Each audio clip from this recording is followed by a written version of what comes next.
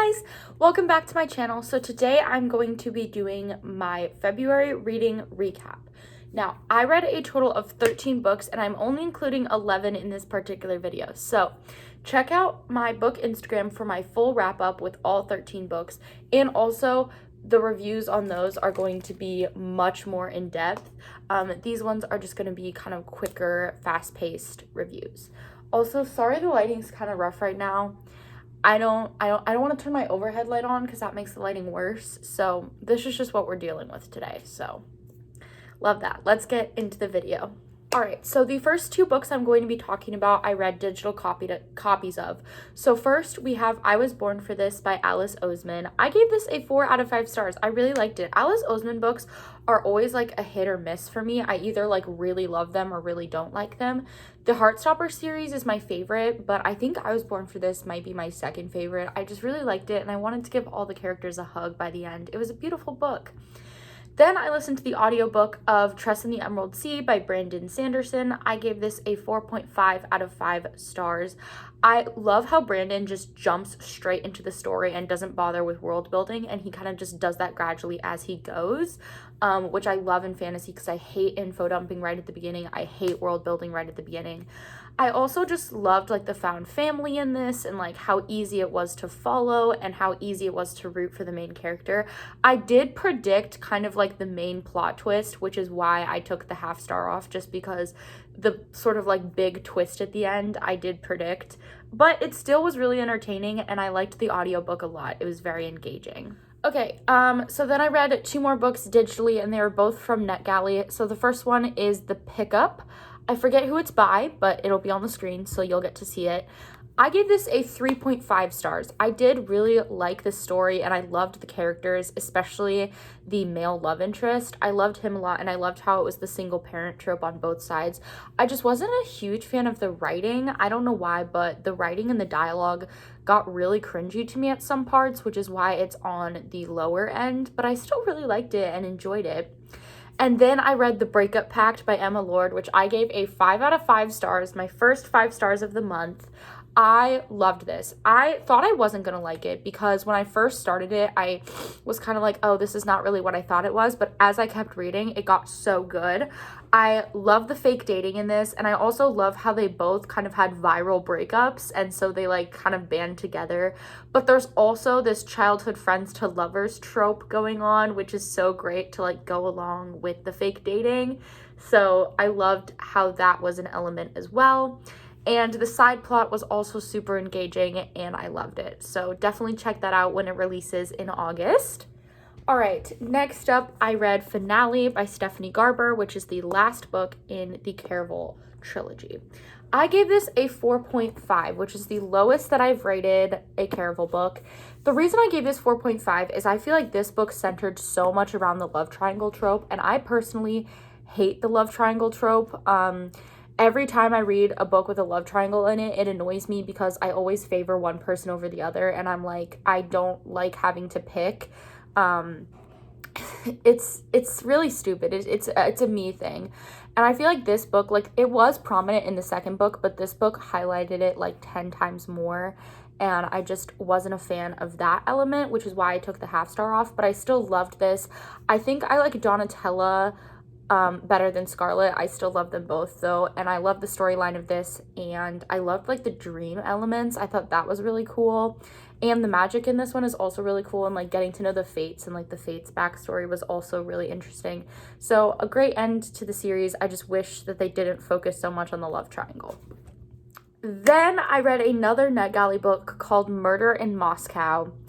And I really did not like this book. I think my issue with it is it's supposed to be part of a standalone series. You know how like Agatha Christie has like her detectives and she'll do like standalones following that specific detective?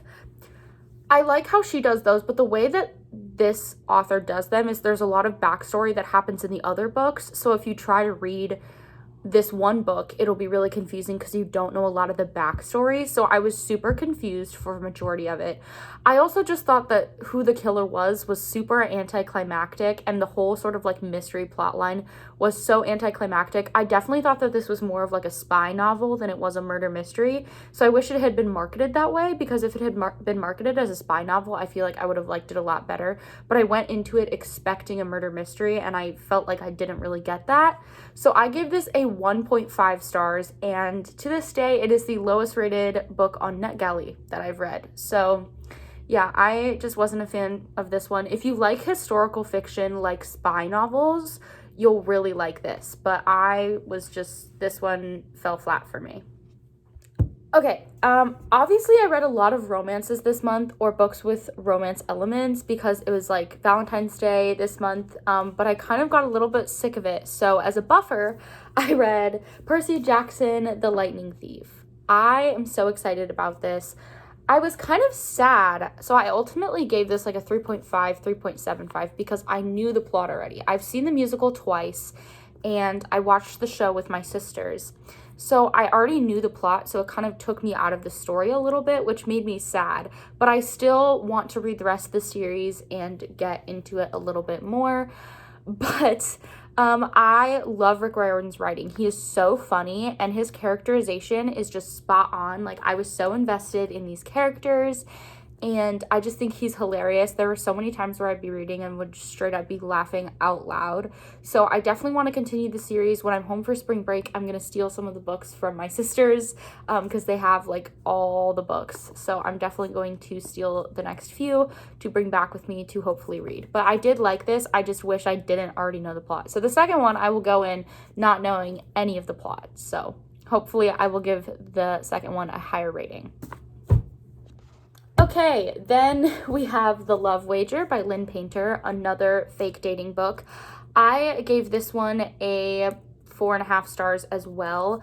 This one is heavy in like the miscommunication trope, which is very common in so many rom-coms, but for some reason in this one, it just like made me so much more angry. And it wasn't even miscommunication. It was just like he did something and then it came back to like bite him in the butt later, and just the way that it was executed really annoyed me, even though it happens in literally every single romance novel that I read, which is why I took the half star off. I don't know why. Maybe I was just rooting for this couple so much that when he did it, I was like, why would you do that? You're stupid. But my favorite part about this book is the banter. The banter, top notch, spot on, literally chef's kiss. I love their banter in this, and I loved their cute little like date debriefs. It's such a cute like concept and plot. I would definitely recommend this book. However, if you're not a huge fan of when boys do something stupid and the girl realizes it and then the whole relationship falls apart, then you might not want to check this out. But I feel like that happens in literally every rom-com, so it's like unavoidable. But this is still so good. I love Lynn Painter so much. She is such an icon. Okay, we have 2 books to go. Next, we have The 7-Year Slip. Oh my gosh, you guys, this book shattered me. I went in not expecting much because I've heard so many mixed things about this book. I loved the concept and like the idea of it, of how like he is trapped 7 years in the past and like everything like that. And I was like, ooh, that sounds really good. So I went in, and this book literally made me feel so seen. I am an extremely type A person who hates being spontaneous, needs to be in control of her life 24/7, which is so similar to our main character Clementine, who literally does not like change. She doesn't embrace change. And just her learning to love her life again and be who she's meant to be and be her, like, it broke me. It broke me. I felt so seen. The romance in this book, yes, is great, but that's not why I loved the book. I loved the book because of Clementine's story and how Clementine grew as a person and how she like went through grief and like how the grief changed her fundamentally and how she learned to sort of embrace all this. It's just, it's so good. So one thing about me when I'm annotating books is if I get really into the book, I like forget that I'm annotating. So the lack of tabs in this book shows how invested I was in this. Like there's still tons of like stuff that I highlighted.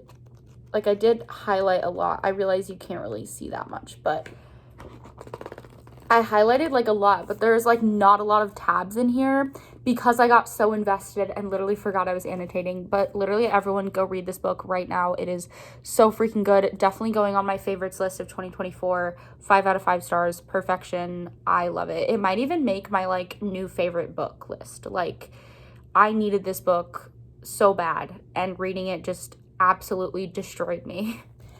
And then next we have Emma. I'm technically still reading it, so I'm kind of cheating, but I'm gonna preemptively give Emma like a 3.5, maybe closer to a 4. The issue I have with Emma is the first like half, not the first half, but like the first part of it, it's separated into like little parts. Like, here, I'll show you. It is separated into volumes, and I just finished volume 1.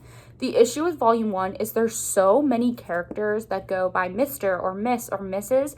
that I literally can't remember who is who and how they're related and how they're correlated, and so I'm so confused when I'm reading. But once you get past that, the story is actually really good, and I love Mr. Knightley. I'm rooting for him right now. I know that I know what happens, like I know the outcome because I've seen several movie adaptations of Emma, but I'm rooting for him right now. He is killing it. But no, I just would say that it's kind of confusing with all of the different characters, but once you get past that, it's a really good story. So I think it's probably closer to a 4 because I do like it and enjoy it. I just had that little barrier at the beginning where I was like, who is talking right now? But yeah.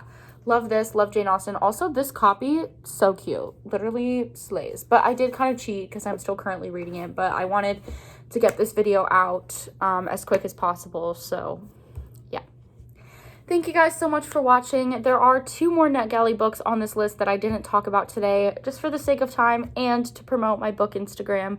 So check it out in the description box below. I post, obviously, super in-depth reviews with, like, all of my thoughts. And you can go back and see my other months as well. And you can see what I'm reading currently in the moment. I'm like very active on it. I've also been super active on TikTok lately. So go check out my TikTok as well. And don't forget to subscribe, give this video a thumbs up, check back in every single Sunday at 6 p.m. because that's when I upload. And leave a comment down below your favorite book that you read this month. I love getting book recs, so brag about a book in the comments below. And I will see you guys in my next video. Bye!